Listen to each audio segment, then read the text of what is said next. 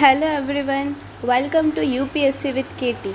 आप सभी का स्वागत है आज के इस सेशन में। आज का हमारा टॉपिक है interior of earth. Interior of earth. Interior of earth, earth की जो लेयर होती है वो कौन कौन सी होती है, चलिए जानते हैं। फर्स्ट लेयर होती है क्रस्ट। क्रस्ट जो होती है वो अपर लेयर और लोअर लेयर में डिवाइड होती है। क्रस्ट की जो थिकनेस होती है वो कितनी होती है 5 to 70 किलोमीटर, और उसकी जो स्टेट होता है वो क्या होता है, सॉलिड स्टेट होता है। इसके अंदर सियाल और सीमा। सियाल जो होता है वो अपर क्रस्ट का पार्ट है। अपर क्रस्ट जो है वो सियाल से बना होता है, सियाल मतलब सिलिका और एल्यूमिनियम, जबकि लोअर क्रस्ट जो होता है वो सीमा मतलब कि सिलिका और मैग्नीशियम से बना होता है। अगर डेंसिटी की बात करें तो जो अपर क्रस्ट होता है उसकी डेंसिटी 2.7 होती है, और लोअर क्रस्ट होता है उसकी डेंसिटी 3 ग्राम पर सेंटीमीटर क्यूब जितना होता है।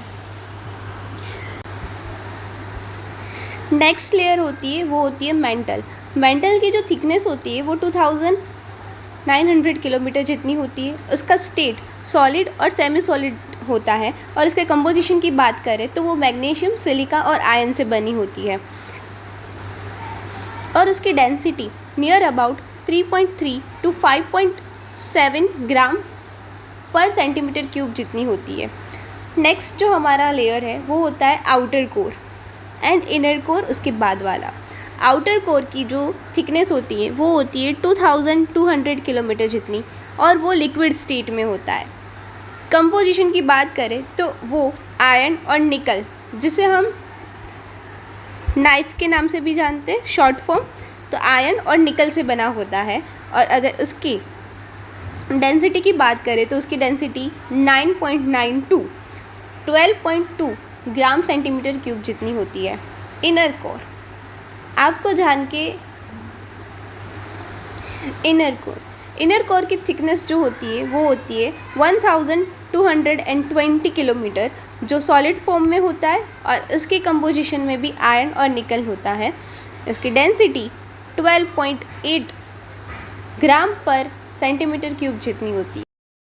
आउटर कोर जो होता है वो लिक्विड होता है, और इनर कोर जो होता है वो सॉलिड होता है। उसका रीज़न क्या है, तो ये सब हम आगे देखेंगे। तो चलो हम स्टार्ट करते हैं हमारे क्रस्ट से। क्रस्ट में सबसे पहले हम देखेंगे अपर क्रस्ट। अपर क्रस्ट जो होता है वो ग्रेनाइटिक रॉक से बना होता है। कौन से रॉक से बना होता है? Granitic rock. ये जो सारे पॉइंट है वो यूपीएससी प्रीलिम्स के लिए बहुत इंपॉर्टेंट है। इस क्रस्ट को कॉन्टिनेंटल क्रस्ट के नाम से भी जाना जाता है। अपर क्रस्ट जो होता है वो सियाल से बना होता है, और उसकी डेंसिटी 2.7 ग्राम पर सेंटीमीटर क्यूब जितनी होती है, ठीक है। और वो लोअर क्रस्ट के कंपेयर में थिकर होता है, और उसकी थिकनेस जो होती है नियर अबाउट 30 किलोमीटर जितनी होती है। और ये जो अपर क्रस्ट है वो लोअर क्रस्ट के कंपेयर में लाइटर वेट होता है उसका। तो ये तो हो गया हमारा अपर क्रस्ट के बारे में। अभी हम जानेंगे लोअर क्रस्ट के बारे में। लोअर क्रस्ट, लोअर क्रस्ट को ओशियनिक क्रस्ट के नाम से भी जाना जाता है। ओशियनिक क्रस्ट के नाम से भी जाना जाता है, और इसका जो रॉक होता है वो बेसाल्टिक रॉक होता है, मतलब कि ये जो है वो बेसाल्ट से बना होता है, बेसाल्टिक रॉक से बना होता है। ये ज़्यादा डेंसर होता है, तो उसकी डेंसिटी जो होती है वो 3.0 ग्राम पर सेंटीमीटर क्यूब जितनी होती है। ये जो लेयर है लोअर लेयर, क्रस्ट का जो लोअर लेयर होता है वो अपर लेयर से थीन होता है, और वो किससे बना होता है? वो सीमा से बना होता है। किससे? सीमा से बना होता है। सीमा सिलिका और मैग्नीशियम से बना होता है।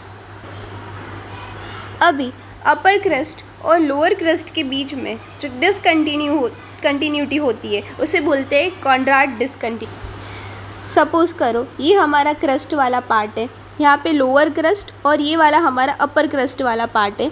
तो इन दोनों के बीच में जो डिसकंटिन्यूटी देखने को मिलती है, ये हमारा लोअर क्रस्ट और ये अपर क्रस्ट, इन दोनों के बीच में जो डिसकंटिन्यूटी देखने को मिलती है उसे बोलते हैं कॉनराड डिसकंटिन्यूटी, जो हमारे प्रीलिम्स के लिए बहुत इंपॉर्टेंट है। और ये वाला जो डायग्राम आगे हम देखेंगे वो हमारे मेंस के लिए बहुत इंपॉर्टेंट है।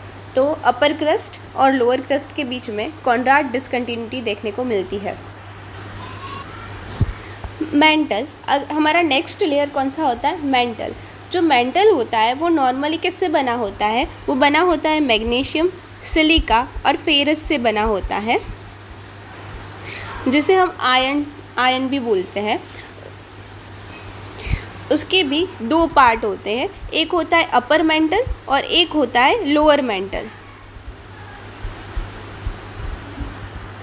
अभी हमारा जो अपर मेंटल होता है वो लोअर मेंटल के कंपेयर में जो है वो लेस, अपर मेंटल जो होता है वो लोअर मेंटल के कंपेयर में मोर विस्कस होता है और इसका टेम्परेचर 500 to 900 डिग्री सेल्सियस जितना होता है। अगर हम मेंटल की बात कर ही रहे हैं तो हमें एस्थेनोस्फीयर जो वर्ड है वो भी हमें पता होना चाहिए। तो व्हाट इज़ एस्थेनोस्फीयर? एस्थेनोस्फीयर क्या होता है?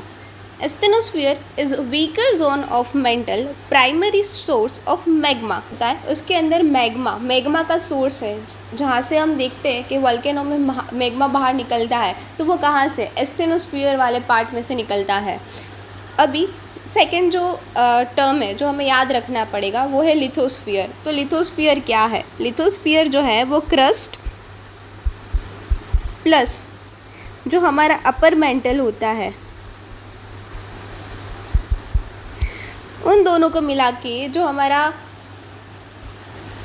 पोर्शन बनता है उसे हम बोलते हैं लिथोस्फीयर।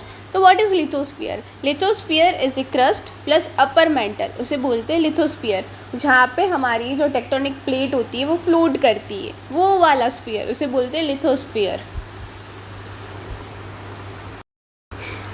अभी हमारे क्रस्ट और मेंटल के बीच में जो डिसकंटिन्यूटी होती है उसको हम बोलते हैं मोहो डिसकंटिन्यूटी। कौन सी डिसकंटिन्यूटी? हम इसे बोलते हैं मोहो डिसकंटिन्यूटी। और हमारे अपर मेंटल और लोअर मेंटल के बीच में जो डिसकंटिन्यूटी देखने को मिलती है, अपर एंड लोअर मेंटल के बीच में जो डिसकंटिन्यूटी देखने को मिलती है उसे हम बोलते हैं रेप्ती डिसकंटिन्यूटी। कौन सी? रेप्ती डिसकंटिन्यूटी, जो हमारे अपर मेंटल और लोअर मेंटल के बीच में देखने को मिलती है। उसके बाद वाली जो लेयर होती है उसे बोलते हैं कोर। कोर, उसमें भी outer core and lower core. अभी मेंटल और आउटर कोर के बीच में जो डिसकंटिन्यूटी देखने को मिलती है उसे बोलते हैं गुटेनबर्ग डिसकंटिन्यूटी। कौन सी? Gutenberg discontinuity. जो हमारा आउटर कोर होता है वो लिक्विड फॉर्म में होता है और इनर कोर जो होता है वो सॉलिड फॉर्म में होता है। तो इसका रीज़न क्या है? तो इसका रीज़न है pressure and temperature. Due to huge weight of overlying rock increase pressure with depth, तो उसकी वजह से हमारा जो आउटर कोर होता है वो क्या होता है? लिक्विड होता है, और जो इनर कोर होता है वो सॉलिड होता है। अभी जब हम कोर की बात कर रहे हैं तो जैसे जैसे हम डेप्थ में जाएंगे तो हमारा टेम्परेचर इंक्रीज़ होता है, बट ये जो टेम्परेचर इंक्रीज़ होगा वो नॉन यूनिफॉर्मली टेम्परेचर इंक्रीज़ नहीं होगा, नॉन यूनिफॉर्मली टेम्परेचर इंक्रीज़ होगा। तो ये टॉपिक जो है वो यूपीएससी प्रीलिम्स के लिए बहुत इंपॉर्टेंट है कि क्या अगर हम कोर में डेप्थ में जाते हैं तो टेम्परेचर यूनिफॉर्मली इंक्रीज़ होता है? नहीं, टेम्परेचर जो होता है वो अनयूनिफॉर्मली इंक्रीज़ होता है। अभी आपको ये भी जानना ज़रूरी है कि अर्थ में जो टेम्परेचर में अगर हम डेप्थ की ओर जाए तो टेम्परेचर इंक्रीज़ होता है, तो ये चेंज क्यों होता है? सोर्स ऑफ हीट क्या है? तो उसकी जो सोर्स ऑफ हीट है वो कॉलिजन ऑफ पार्टिकल, मतलब पार्टिकल के बीच में कॉलिजन होने की वजह से भी हीट इंक्रीज़ होती है। सेकेंड इसका रीज़न है रेडियो एक्टिव मटीरियल। जो अर्थ के इंटीरियर में रेडियो एक्टिव मटीरियल होता है उसकी वजह से भी हीट में चेंज आता है, हीट इंक्रीज़ होती है। तो ये अनसर्टेनिटी ऑफ हीट है, उसका दो रीज़न है, collision of particle and second is radio active mental with अर्थ। जैसे जैसे हम अर्थ के सरफेस से कोर की ओर जाते हैं तो हमारी जो डेंसिटी है वो भी इंक्रीज़ होती है। तो density is increase with depth. तो हमने आज के लेक्चर में क्या क्या पढ़ा? हमने आज के लेक्चर में जो क्रस्ट है उसके बारे में पढ़ा। क्रस्ट का भी दो पार्ट, अपर क्रस्ट, लोअर क्रस्ट, उन दोनों के बीच में कौन सी डिसकंटिन्यूटी होती है? कॉन्ड्राट डिसकंटिन्यूटी होती है। फिर मेंटल और क्रस्ट के बीच में मोहो डिसकंटिन्यूटी, और अपर मेंटल और लोअर मेंटल के बीच में रेप्टी डिसकंटिन्यूटी, और मेंटल और कोर के बीच में गुटेनबर्ग, अपर और जो हमारा आउटर और लोअर इनर कोर है उस दोनों के बीच में लेहमान डिसकंटिन्यूटी होती है। हमारा आउटर कोर लिक्विड क्यों होता है, हमारा इनर कोर जो होता है वो सॉलिड क्यों होता है? तो वो प्रेशर की वजह से होता है। और ये वाली जो डायग्राम है वो यूपीएससी मेंस के लिए बहुत इंपॉर्टेंट है, और ये जो सारी डिसकंटिन्यूटी है वो हमारे प्रीलिम्स के लिए बहुत इंपॉर्टेंट है। एक बात और याद रखनी है कि जैसे जैसे हम डेप्थ की ओर जाएंगे तो टेम्परेचर जो है वो इंक्रीज़ होता है, बट वो अनसर्टेन होता है, वो कॉन्टिन्यूसली यूनिफॉर्मली जो है वो इंक्रीज़ नहीं होता है, वो अनयूनिफॉर्मली इंक्रीज़ होता है। तो आज के लेक्चर में इतना ही। अगर आपको आज का सेशन पसंद आया हो तो please do like, share and subscribe.